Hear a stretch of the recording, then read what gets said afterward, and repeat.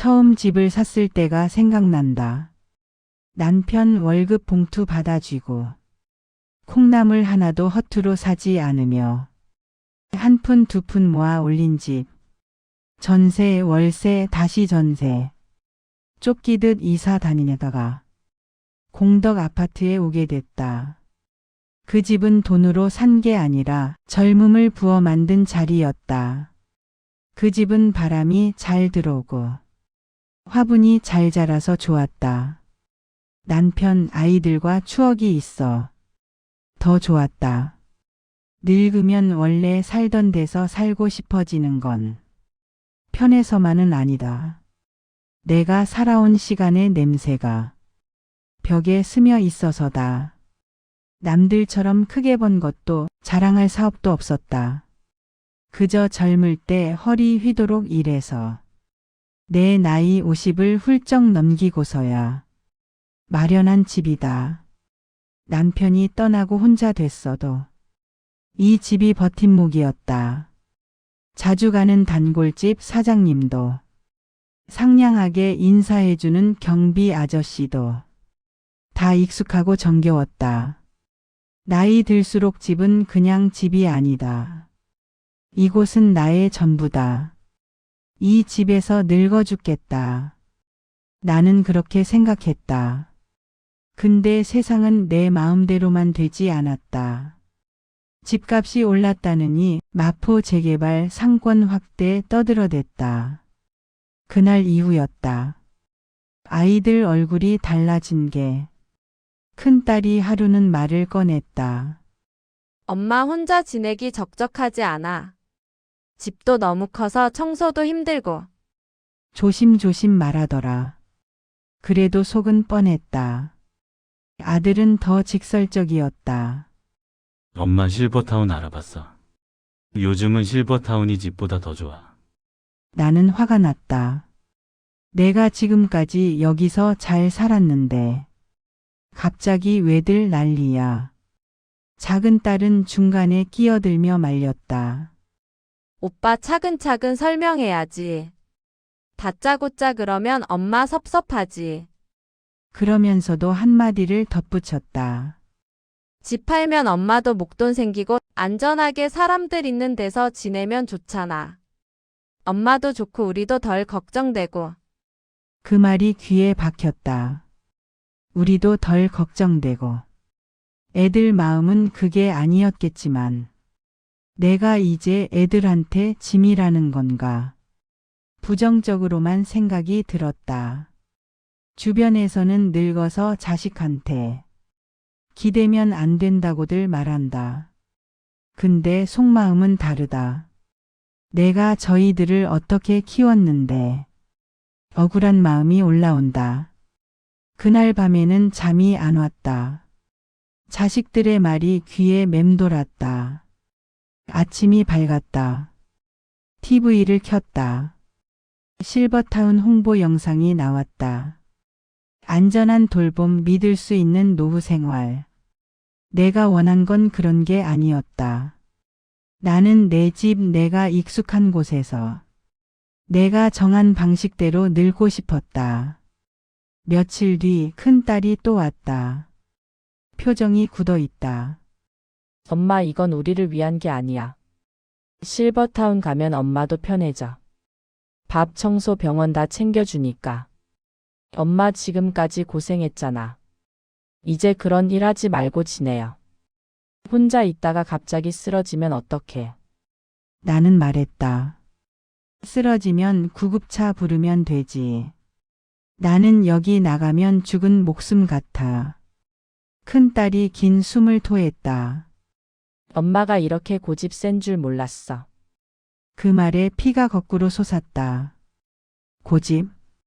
내가 평생 모아서 들어온 집이야. 이게 네 아빠랑 내 인생 전부야. 딸은 말없이 나갔다. 문 닫히는 소리 참 서럽다. 며칠 동안 연락이 뜸했다. 부담 주는 노인 취급받는 기분이었다. 그리고 어느 날 아들이 찾아왔다. 딱 보면 안다. 결심하고 온 얼굴이다. 엄마, 이제 현실적으로 생각하자. 혼자 여기 있는 건 위험해. 실버타운도 계약 순서 기다려야 하고. 위험, 계약. 단어마다 마음이 조각났다. 그리고 엄마가 우리 도와주면 좋잖아. 월급만 가지고는 이제 서울에서 집 못 사요. 엄마도 우리 잘 살길 바라잖아. 결국 이 집이 필요하다는 뜻이었다. 아무리 예쁘게 말해도 티는 난다. 나는 천천히 말했다. 그래, 내가 실버타운 갈게. 대신 기억해라. 내가 원해서 가는 거 아니다. 너희들 편하게 해주려고 가는 거지. 아들이 잠시 멈췄다. 표정이 순간 흔들렸다. 고마워요, 엄마. 그렇게 나는 공덕집을 떠났다. 문을 마지막으로 닫을 때 손이 떨렸다. 이 집에서 웃고 울고 남편 보내고 아이 키웠는데 자식들이 나를 지키지 못한 게 아니라 내가 지켜온 세월을 내려놓는 느낌이었다. 현관문 손잡이를 쓰다듬었다. 평생 고마웠다. 그리고 돌아섰다. 사람이 늙으면 떠나는 게 일이 된다. 하나씩 하나씩 붙잡고 있던 걸 놓아야 한다. 이제 일산 실버타운에서 시작될 내 새로운 이야기가 기다리고 있었다. 실버타운 첫날 짐을 내려놓고 복도를 걷는데 호텔 냄새 같기도 하고 병원 냄새 같기도 했다. 편하게 지내세요. 직원이 웃으며 말했다. 근데 마음은 쉬이 풀리지 않았다.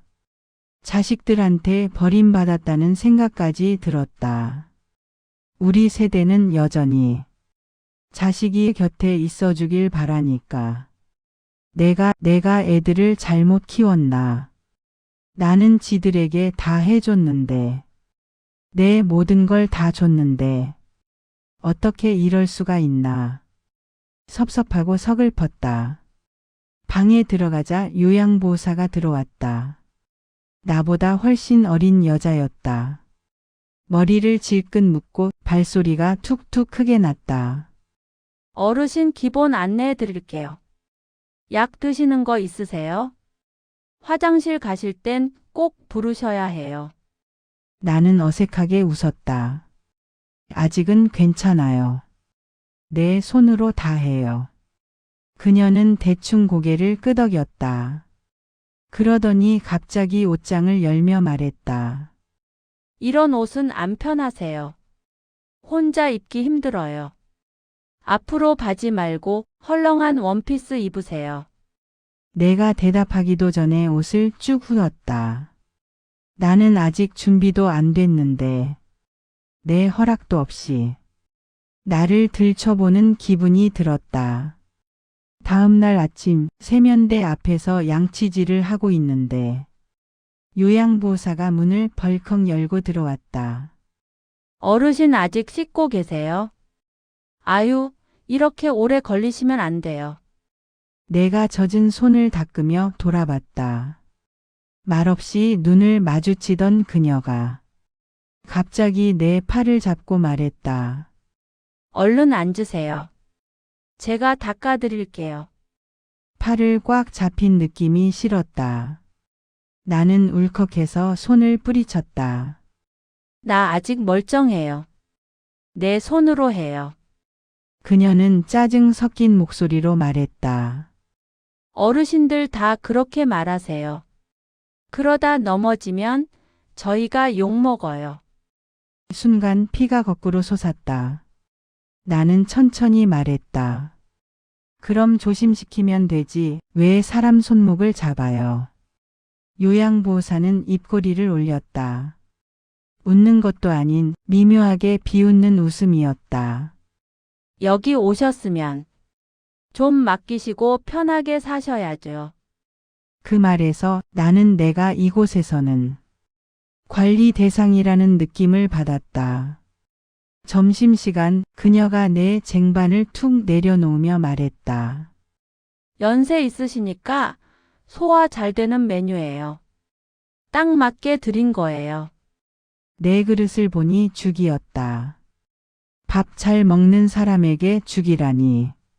나는 어릴 때 죽을 질리게 먹어서 죽을 좋아하지 않는다. 나는 그냥 바라봤다. 숟가락이 손에서 미끄러졌다. 그때 그녀가 웃으며 말했다. 이제 조금씩 적응하셔야죠. 참았다. 참아야 한다고 생각했다. 아이들 얼굴 떠올랐다. 나 여기서 잘 지내야 한다고. 그래야 내가 괜찮은 사람처럼 보일 테니까. 하지만 며칠 뒤 밤에 자다가 화장실 가려고 호출벨을 눌렀는데 그녀가 문을 벌컥 열고 들어왔다. 어르신 그러게 아까 주무시기 전에 화장실 다녀오자고 했잖아요. 진짜 귀찮아 죽겠네. 그녀가 짜증 섞인 말을 내뱉자 더 이상 참기가 어려웠다. 지금 뭐라고 했어요? 분노 수치 억울함으로 목소리가 떨렸다. 그녀는 끝까지 굽히는 눈치가 아니었다.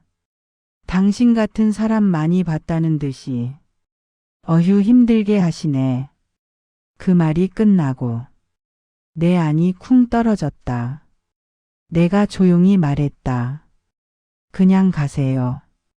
나 화장실 안 갈 거야. 그녀는 어깨를 으쓱하더니 문을 닫고 나갔다. 다음 날 사무실 쪽이 소란스러웠다.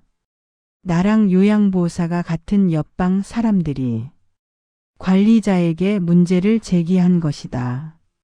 그리고 그 다음 주 우리 층의 요양보호사가 교체됐다. 그 후로도 요양보호사는 여러 번 바뀌었다. 손주를 봐야 한대서 남편이 아프대서 더 돈 주는 곳 생겼다 해서 다 각자의 사정이 있겠지. 하지만 새 얼굴 올 때마다 다시 마음 열고 다시 조심하고 다시 기억해야 했다. 사람이 바뀔 때마다 내 마음도 덜컹거렸다. 실버타운이 편안한 곳이라더니 적응이라는 싸움이 먼저였다. 그리고 그 싸움은 혼자 할 때 더 서럽다. 이곳에 온 지 한 달. 몸도 마음도 편해지려면 아직 멀었다. 여기엔 침대도 있고 밥도 나오고 도와주는 사람도 있지만 내가 잃은 건 내 손, 내 속도. 늙으면 편안함이라는 이름으로 자기 몫을 빼앗기기도 한다. 실버타운 들어온 지 2달쯤 됐을 때였다. 그날은 공기가 유난히 텁텁했다. 창밖 잔디밭도 희미해 보이고 내 마음도 그랬다. 오후에 가족이 온다고 했다. 간만에 얼굴 보나 싶었는데 막상 문 두드리는 소리 들리니 가슴이 먼저 굳었다. 문 열리자 아들이 들어왔다. 그 뒤로 큰딸, 작은딸, 셋이 서 있는 모습이 낯설었다. 예전엔 내 식탁에서 고기 굽고 웃던 얼굴들인데 오늘은 상담하러 온 사람들 같았다. 아들이 먼저 말했다. 엄마 여기 생활은 어때? 나는 짧게 대답했다. 그냥 살만해. 큰딸이 눈치를 보며 웃었다. 뭐 불편한 거 있으면 말해. 엄마가 말을 안 하니까. 나는 괜히 목이 꽉 조여왔다. 조용히 말했다. 말해서 뭐해. 작은 딸이 잠깐 머뭇하더니 진짜 하고 싶은 말 꺼냈다. 엄마 여기 계시는 게 우리 편하자고 그러나 엄마 힘든 거 싫어서 그런 거지. 나는 그 말이 거짓인 걸 단숨에 느꼈다. 편함이라면 지들이 더 얻었지. 돌보지 않아도 된다는 편함. 그래도 참았다. 한 번은 참아야 한다고 생각했다. 근데 아들이 말했다. 엄마 요새 자꾸 예민해지시네. 그 말은 마지막 불씨였다. 내 속에서 무언가 뚝 끊어졌다. 예민? 여기 오고 싶어서 왔니 내가? 너희가 그러라며. 나 편하게 지내라고? 웃기지 마라. 너희 편하려고 보낸 거잖아. 큰딸이 얼굴을 굳혔다. 엄마 왜 그래? 우리가 무슨. 나는 멈출 수 없었다. 누적된 서러움이 다 튀어나왔다. 돈 드는 게 싫었지. 시간 쓰기 싫었지. 아파트 팔고 싶은 게 제일 먼저였지. 작은 딸이 울컥해서 말했다. 엄마 그렇게 생각하고 있었어? 우리가 그런 애들로 보여. 우리도 할 만큼 하고 있어. 직장 다니고 살림하고 애 키우면서. 여기서 어떻게 더 해? 방이 조용해졌다. 숨소리만 들렸다. 나는 떨렸다. 온몸이 떨렸고 손이 식었다. 말하고 난 다음 후회가 천천히 들어왔다. 그런데도 입이 굳어버려. 미안하다는 말을 못했다. 그들은 말없이 일어섰다. 작은 딸이 가방을 들며 말했다. 엄마 다음에 다시 올게. 문 닫히는 소리가 심장에 쿵 박혔다. 집을 떠날 때보다 더 서러웠다. 며칠이 지났다. 그동안 아이들은 오지 않았다. 식당에서도 숟가락들 힘이 없었다. 내가 먹는 게 아니라 그냥 씹는 느낌. 밤에 누워 있으니 천장 패턴이 흐릿하게 흔들렸다. 눈을 감을수록 더 또렷했다. 내가 잘못한 건가? 늙으면 자기 감정도 헷갈린다. 분노인지 외로움인지 내가 이러면 안 되는 건지. 그리고 어느 날 새벽 갑자기 가슴이 조여왔다. 깨서 손을 짚었는데 손끝이 차가웠다. 응급벨을 눌렀다. 요양보호사가 왔다. 내 표정을 보고 놀라며 뛰었다.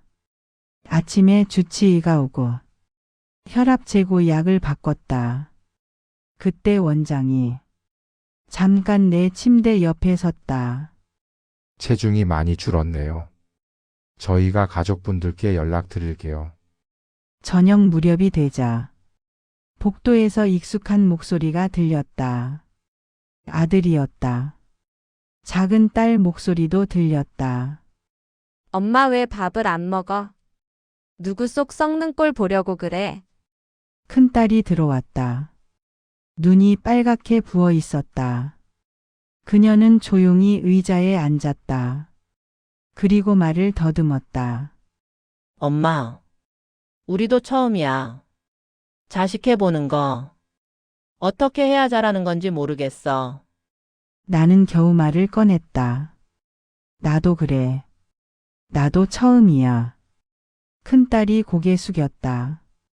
우리는 서로 눈물이 떨어지는 얼굴을 숨기려 고개를 돌렸다. 별다른 화해의 말이 필요 없는 순간도 있다. 가족은 같이 앉아 있는 것만으로도 화해가 된다. 아들은 물컵을 내 쪽으로 밀어줬다. 작은 딸은 담요를 덮어줬다. 부드럽게 조심스럽게. 그 순간 알았다. 자식 사랑도 불완전하고 부모 마음도 틀릴 때가 있다는 걸. 맞아도 틀려도 끝까지 끌고 가는 관계가 가족이라는 걸.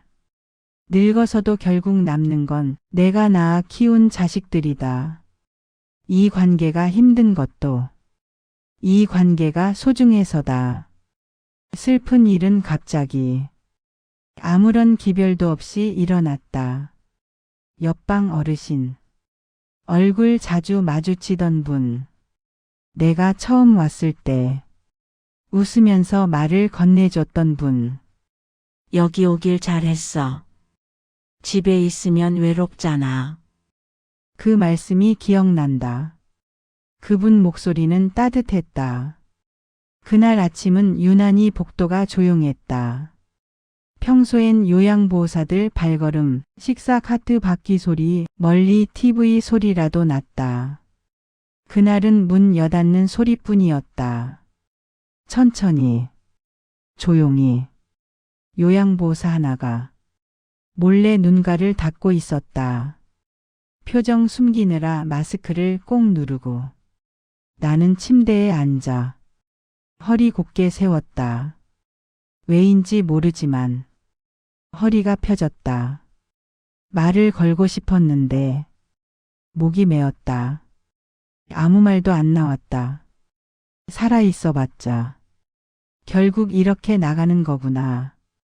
조용히 소리 없이 빈자리 하나 남기고 그 사람 방 문짝에 작은 안내문이 붙었다.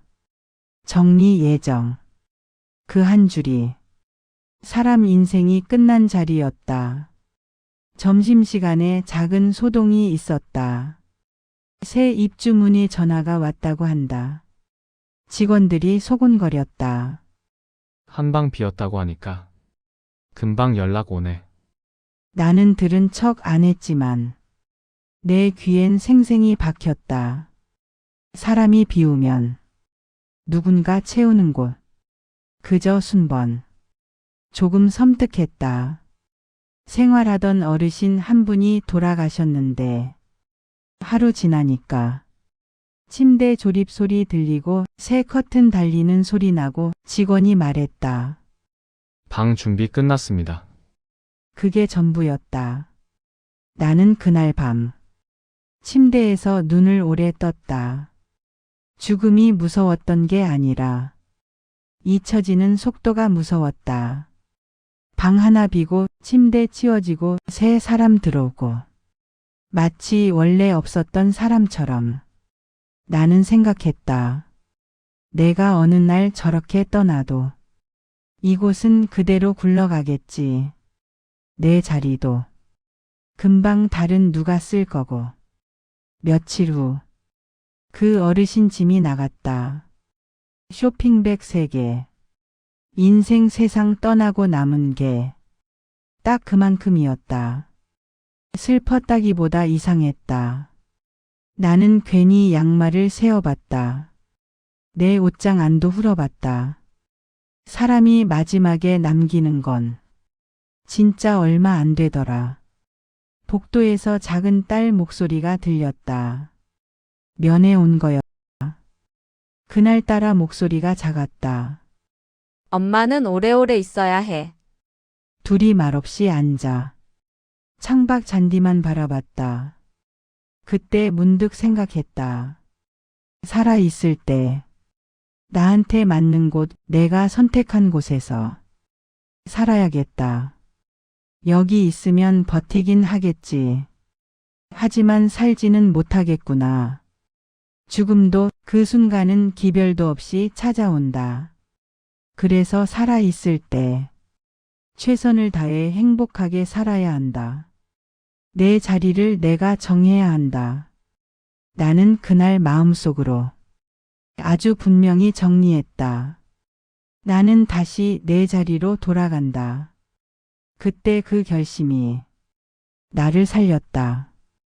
실버타운에서의 내 하루는 시간표에 맞춰 돌아갔다. 아침 8시 조식, 10시 건강체조, 2시 명상 프로그램. 좋은 점도 있었다. 남이 다 챙겨주고 시간표만 따라가면 되니까. 그런데 시간이 지나도 불편한 건 내가 먹고 싶을 때 쉬고 싶을 때 쉬는 게 아니라는 점이다. 누가 시계 들고 서 있는 건 아닌데 시간을 허락받고 쓰는 기분이었다. 어느 날은 미역국이 먹고 싶었는데 그날 메뉴는 감자 스프였다. 그냥 조용히 숟가락을 내려놨다. 밖에 햇볕이 좋아서 나가고 싶은데 어르신 오늘은 정리운동 해야 해요. 친절하게 웃으며 붙잡는 손이 왜 이렇게 답답하게 느껴졌는지. 내가 어딜 가면 오래 걸으시면 위험해요. 같이 모여 있는 게 좋아요. 걱정해서 하는 말인 건 아는데 자꾸 가슴이 조여왔다. 나는 평생 내가 정한 시간에 움직이고 내가 정한 길을 걸어 다녔다. 쌀이 떨어지면 내가 사러 나갔고 김치가 먹고 싶으면 내가 썰었다. 빨래도 내가 돌리고 거실 창문도 내가 열었다.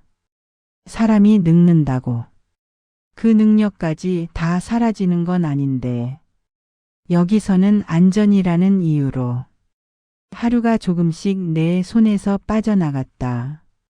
어느 날 오후 식당 창가에서 바깥도로를 봤다. 장바구니 끌고 가는 사람이 보였다. 뚜벅뚜벅 걷고 슈퍼에 들어가더니 비닐봉지 들고 나왔다. 아무렇지 않은 장면인데 그게 그렇게 부러웠다. 필요한 걸 내가 골라 사는 거. 그게 그렇게 그리웠다. 그날 밤 전등 끄고 누웠는데 머릿속에 계속 스스로 묻는 말이 맴돌았다. 나는 아직 밥 해먹을 힘이 있다. 근데 왜 남이 짜준 시간 살고 있나?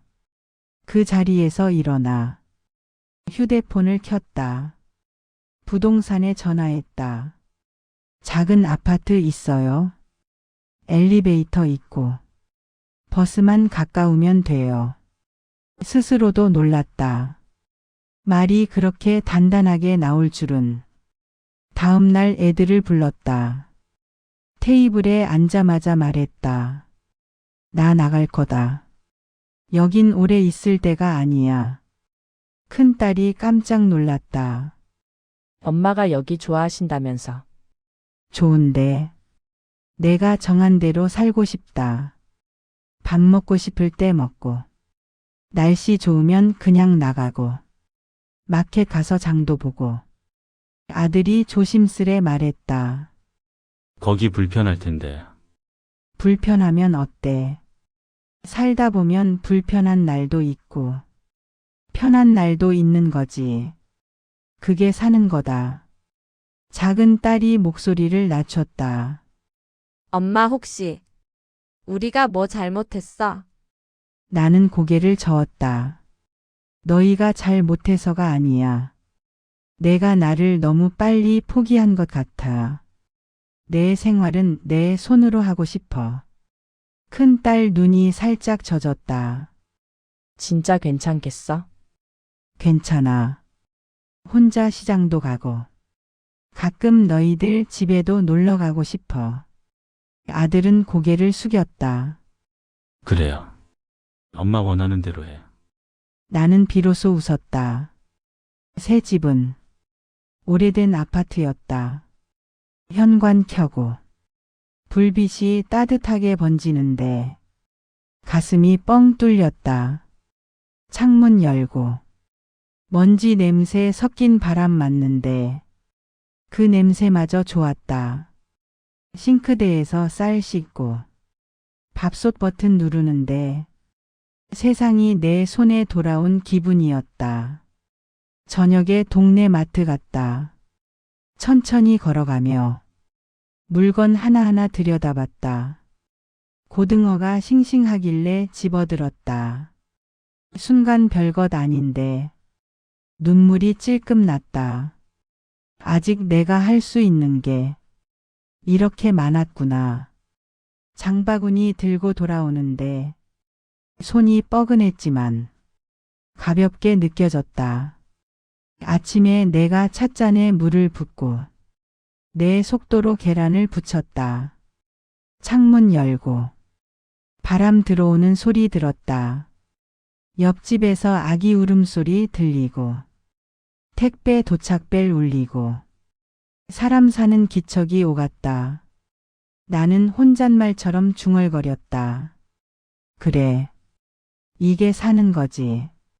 늙으면 큰 계획보다 내 손이 움직이고 내 마음이 가는 대로 살 수 있는 게 가장 큰 기쁨이다. 편하다고 다 행복은 아니다. 안전하다고 다 살아있는 것도 아니다. 나는 오늘 내 삶을 다시 살게 되었다. 작은 집이지만 마음이 편한 곳이다. 장 보러 갈까? 아니면 이따 동네 카페에 가볼까? 누가 정해주지 않는다. 그게 좋다. 사람은 나이가 들어도 누가 시킨 대로만 살면 마음이 늙는다. 천천히 걷고 느리게 씻고 내가 골라 넣은 쌀로 밥해 먹고 필요할 때만 도움받고 나갈 때 내 마음대로 나가고 들어올 때 내 손으로 문 연다. 그게 살아있다는 증거다. 늙었다고 누구 손에 꼭 붙잡혀 살아야 하는 건 아니다. 남이 마련해 준 길도 좋지만 가끔은 내가 고른 길을 내 속도로 걷고 싶다. 오늘도 조용히 내 하루를 열어본다. 이제야 알겠다. 늙었다고 내가 멈춘 게 아니다. 이제 내 시간대로 사는 거다. 내가 고른 이 집이 마음에 든다. 아주 멋진 결정을 했다고. 남편도 나를 대견해 할 것이다. 이 이야기는 한 사람에 대한 것이 아닙니다. 누군가의 어머니이고 아버지이고 가족을 위해 살아온 한 세대의 기록입니다. 누군가는 실버타운에서 편안함을 느끼고 누군가는 집에서 여생을 보내고 싶어 합니다. 답은 하나가 아닙니다. 다만 분명한 건 있습니다. 나이가 들었다는 이유만으로 선택권이 사라져서는 안 된다는 것. 돌봄이 필요해도 존중은 잃어서는 안 된다는 것. 편안함보다 내가 고른 하루, 그 작은 자유가 어떤 이들에겐 마지막 자존심이고 마지막 기쁨입니다. 저는 그 마음을 기억하고 싶습니다. 그리고 잊히지 않게 남기고 싶었습니다. 당신 주변에도 이 이야기 속 누군가가 있을지 모릅니다. 그들의 오늘이 누군가의 일정표가 아니라 스스로 고른 시간들로 채워지길 바랍니다. 그들이 원하는 방식대로 삶의 남은 시간을 마무리할 수 있기를.